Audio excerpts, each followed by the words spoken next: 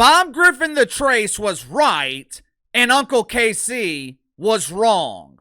I was trying to give Angel Reese the benefit of the doubt. And that's my mistake because I never give anyone associated with the WNBA dump the benefit of the doubt. Over the weekend, RG3 claimed that Angel Reese hates Caitlin Clark.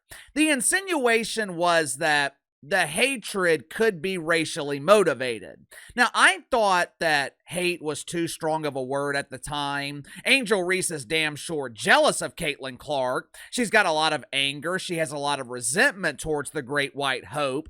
But I thought the bitterness was professional. I thought Angel Reese was jealous because Caitlin Clark is a mainstream draw, while Angel Reese has been largely forgotten. People are not buying tickets to see Angel Reese attempt to play basketball. Outside of her pretend friends in the mainstream media, no one really gives a shit about Angel Reese and her mythical streak of double-doubles. Matter of fact, there is no on-court rivalry between Caitlin Clark and Angel Reese because Angel Reese is nowhere near the same level as Caitlin Clark. But Bob Griffin, he was right. This hatred that Angel Reese has for Caitlin Clark, it appears to be racially motivated, which is something that we talked about last year when Angel Reese was entering the WNBA dump. Angel Reese was not like this in college. You don't have to take my word for it. Uncle KC always comes with the proof. This was Angel Reese a couple of years ago during the women's tournament. Well, KC, don't you mean March Madness?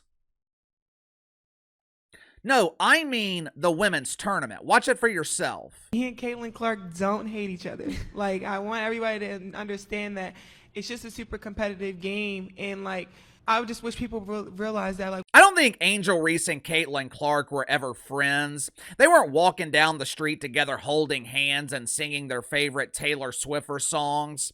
I love you, you love me, let's hold hands and be besties. Even though I don't think they were ever necessarily friends, there was a mutual respect. And that mutual respect evaporated as soon as Angel Reese entered the WNBA dump. Like I said, it's something we talked about last year here on the channel. Possibility of Angel Reese being infected with the woke fungus. Possibility of Angel Reese being surrounded by jealous WNBA players who are jealous and resentful of Caitlin Clark because she's a white girl who's accomplished something that no one else has accomplished before. Caitlin Clark has made the WNBA relevant. Look at how far Angel Reese has come in just the last 12 months. Hell, look at how far Angel Reese has fallen in the last 12 months. Mutual respect has been replaced with disdain. And judging by Angel Reese's own TikTok account, it appears that it could be racially motivated. Make sure to like and subscribe. You can follow me on Twitter at KC_BTL84. Let's get to the sponsor for today's video, my good friends at Fluffernoggin. Now, you're probably wondering, what the hell's a Fluffernoggin? Fluffernoggin is gourmet beef jerky made right here in America. You don't have to worry about consuming foreign cows that were raised by Mahmoud halfway across the world. All these cows are homegrown. You know, most beef jerky is very rigid. It feels like you're chewing into a flat tire. Fluffernoggin beef jerky is soft, it's tender, and it comes in a variety of flavors. They just released their newest flavor, savory garlic butter, which is already my personal favorite. Sure, that's not surprising to you guys because you know how much Uncle KC likes his garlic. But if garlic isn't your thing, that's okay. Fluffernoggin is very inclusive. They have flavors for everyone. If you're looking for sweet heat, you can go with pineapple serrano or mango habanero. If you're looking to sweat your ass off without having to exercise, you can go with Carolina Reaper. And if you're more of a traditionalist, you can stick with the original flavor, which literally melts in your mouth. So elevate your snack game today by clicking the link in the description below. Use my promo code BTL55. Receive 5 bags of Fluffernoggin beef jerky for $55 today. I know I give WNBA dumps nicknames because the team names in the WNBA are absolutely ridiculous. Sky, Wings, Mercury, Sparks. But a lot of these nicknames are based in reality. For example, the Las Vegas Anonymous Faces. The reason they're called the Anonymous Faces is because their faces are literally anonymous. Bob Griner played for the Phoenix Masculines. No explanation really needed for that one. The reason I gave the dump in Chicago the name Chicago Bravado, it's because that's what Angel Reese is filled with, false bravado, this false sense of confidence. On social media, Angel Reese puts up a tough front. On social media, Angel Reese exudes a false sense of confidence. But just like Denzel Washington said in American Gangster, the loudest one in the room is the weakest one in the room. When you're self-confident, you don't have to constantly remind people. They can see it. When you lack confidence, you have a tendency to overcompensate. And when you're filled with jealousy and bitterness, when you're filled with hatred of someone, you could lose emotional control and do something stupid like this. Check it out for yourself. Angel Reese reposted this to her TikTok account. I know the image is blurry and filled with grammatical and spelling errors. I'm honestly surprised that whoever posted this originally was able to spell the correctly. But the message, it says, white girl running from the fade. It's kind of ironic because the last time that Joy Reid was at the barber, she ran from the fade too and went with the full shave. I'm assuming, though, that the racial connotation here is that Caitlin Clark is a scared white girl running away from the black woman. When the reality is, Caitlin Clark was just treating Angel Reese just like the rest of the WNBA audience is treating Angel Reese. Caitlin Clark walked away from the fight and treated Angel Reese like an afterthought.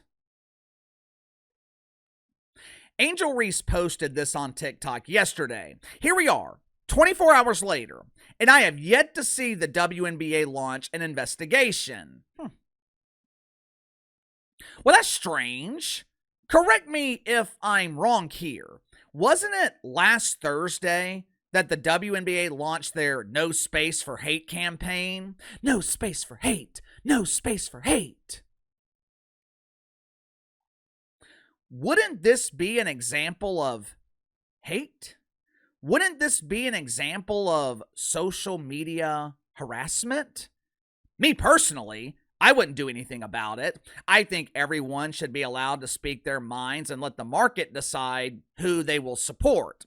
But that is clearly not the WNBA's approach. The diva of Dump Divas, Kat Engelbert, she has decided to take a more militant approach. She wants to police behavior. She wants to censor speech.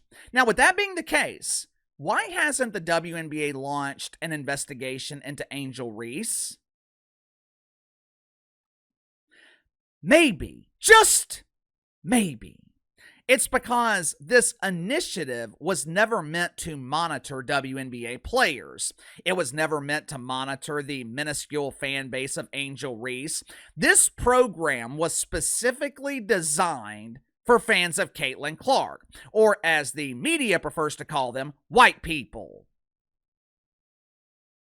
Speaking of investigations, the WNBA was busted yesterday in another racial hoax. Ironically enough, the dump was busted by one of their own head coaches. Tyler Marsh is the head coach of the Chicago Bravado. Now, I had never heard of him until yesterday because most coaches in the WNBA have one thing in common with their players. Well, KC, is it their minimum wage salary? I stand corrected. Most coaches in the dump have two things in common with their players: their minimum wage salaries and the fact that they're unknown. But Tyler Marsh, he immediately earned my respect yesterday. He was speaking with the media, and they asked Ty about the ongoing investigation into the violation of the woke commandments. Tyler Marsh, he recited with the response that was probably given to him by the WNBA. "We support the investigation. There's no space for hate in our dump." But then, a savvy member of the media, they asked Tyler Marsh a gotcha question.